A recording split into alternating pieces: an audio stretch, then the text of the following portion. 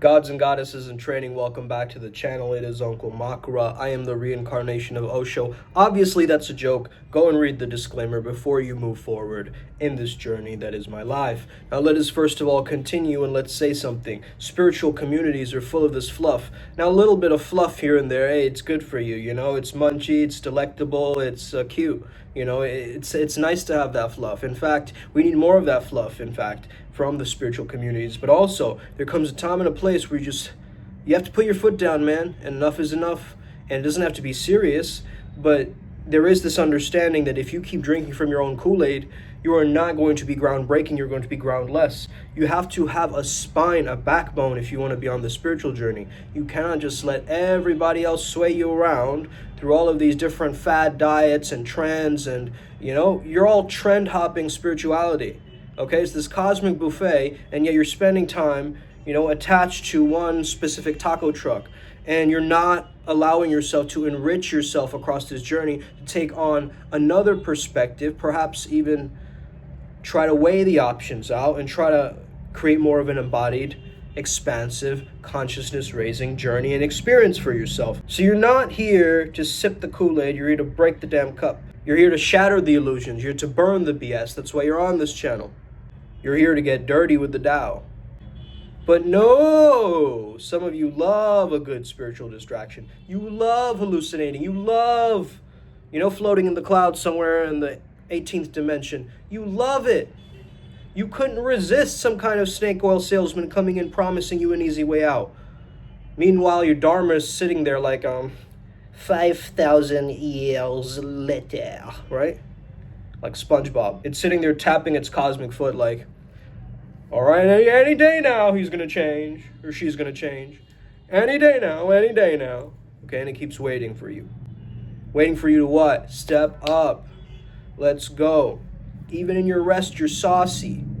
You get what I mean? Even when you're recharging, you're still in the spiritual flux of it, the thick and the thin. You're either ripping apart the veil and shaking up the world, or you're floating in La La Land waiting for the next Instagram guru to come in and claiming you're the second coming. So what is the main difference between you sipping on your own Kool-Aid and you being a groundbreaking pioneer in the spiritual community? You stop avoiding doing the work.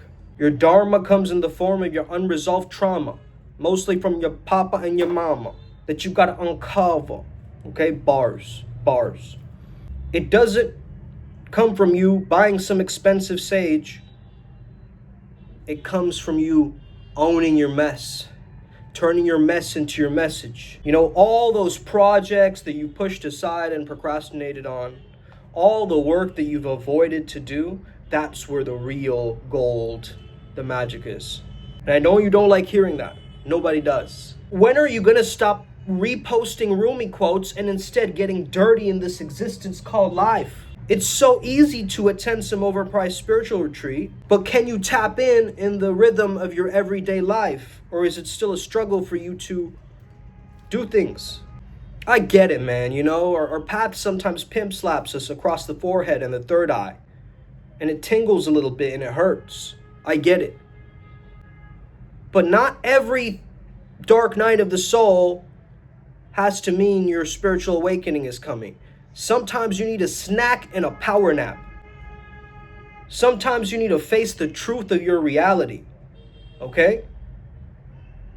You're getting pulled around by all of these different tools, not even knowing that you're a walking tool. No, you're an actual tool, though. You get manipulated. I know I'm ranting right now, but this is so key and crucial to talk about this. There are too many smug mofos on the platform. Like, I know everything about this spiritual path. I know this book. You know, I've graduated from, you know, Sanskrita Badibidiya Sandagara Sanabaturi University. Wow, what an accomplishment, okay? You can put a badge of approval on yourself to think that am I spiritual enough, but you still are not going to cut it because your own spirit is boundless. It does not come in forms and labels and all these different things, right? It is boundless, it's formless, it's effortless, it's everywhere and nowhere. It's your consciousness putting it all together. But what if you have a distracted, scattered consciousness? Everything is going to be pulling you away from you. Instead of what? Remaining in this purity, remaining in this truth. The yin, the yang, the plus, the minus, up and down. The wrong, the right, the left, the right, okay? Go check out Yin Yang by Student One, that song. It's not about getting things right. It's about creating your own vibe. Creating your own vibe. It's already here. It's already mine. It's already golden. Number one, the kingdom of heaven is within you. So I must rest in the kingdom. I must rest in my throne. Why am I leaving my throne? So I could take on somebody else's throne? I have to live in my throne if I'm there to serve another kingdom. So self-service is other service. Self-care is other care. How you treat yourself, you're going to treat others. If you treat yourself like crap, you're going to treat others like crap.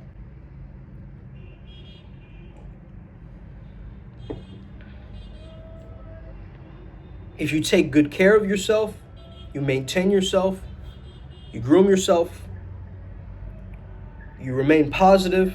These are all cliches, but we know we got to do it. Why? Because it's just a process.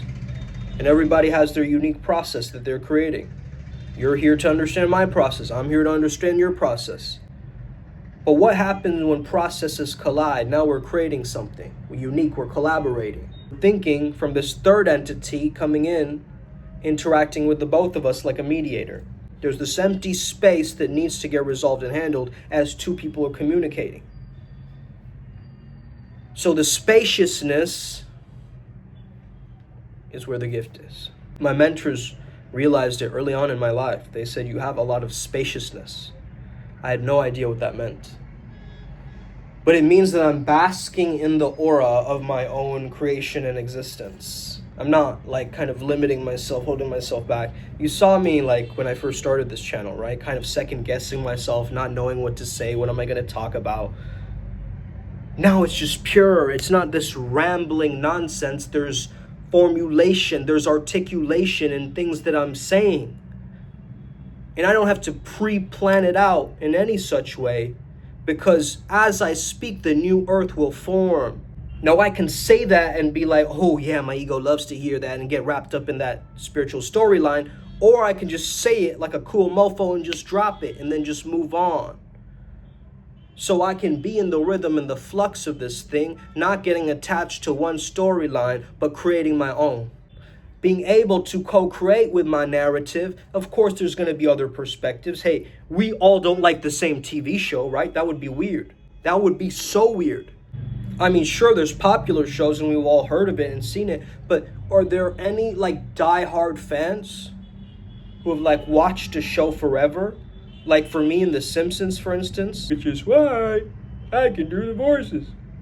Oh! Okay? There's a reason why The Simpsons have been picked. Because they understand the trail and the trajectory of things emerging. This is why it's like, Simpsons predicted this, Simpsons predicted that. No, they're just in the thought stream. They're tapped into the hive mind, my friends. And from those subliminal messages, of course, these things are going to unfold. You think TV hasn't been doing this forever, right? Trying to change our mindsets, making us feel lack, and I'm not good enough, and I'm not good enough. Your value is dropped so low based on someone else's paradigm. Do you realize that? And now it's time to reconsider, to consider again what it means to value yourself, what it means to respect yourself. If I respect myself, I'm not going to constantly hold myself back from enjoying life and making progress. On the other side of your comfort zone is something called a genius zone. And maybe you haven't really tapped into it. Perhaps you need me to speak a lot slower so you can understand my message.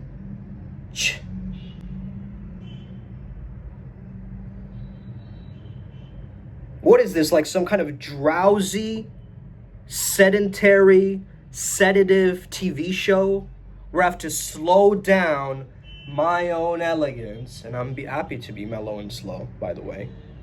But to force that, to create the ideal of a spiritual image for myself on YouTube, that's next level, yo. But if I'm just living in this parody, this satire, and I'm loving it, is there any animosity? Is there a need to point fingers? Is there a need to come in and be like, that art is not really that artful?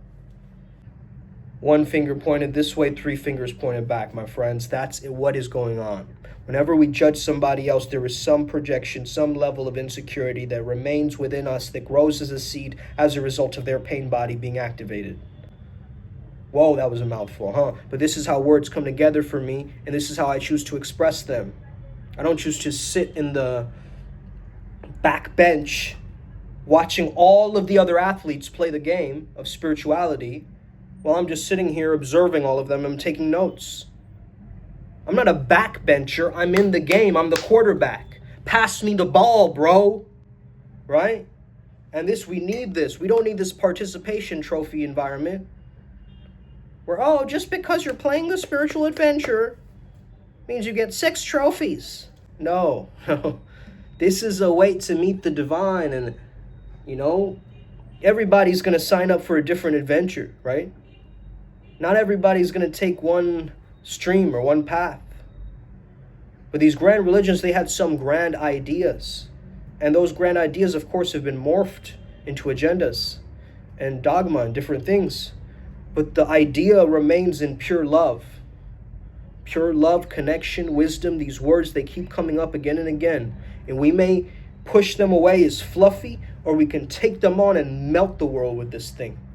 To reconsider what it means to be fucking cool again. That cool does not mean to harm another person and put them down. Cool actually means, are you even there to uplift, bro? Are you there to even raise consciousness, bro? If not, we're done talking. I'm looking at the trailblazers out there. I want the unique individuals who have minds that are sharper than any mind in the universe. They will find this space on YouTube. They will find it, and they will unravel the codes of flow state and peak performance shamanism through their own lens, because this is merely an idea. And if you can latch on to the idea and do something with it, get inspired by it, so be it. Imitation is the best form of flattery.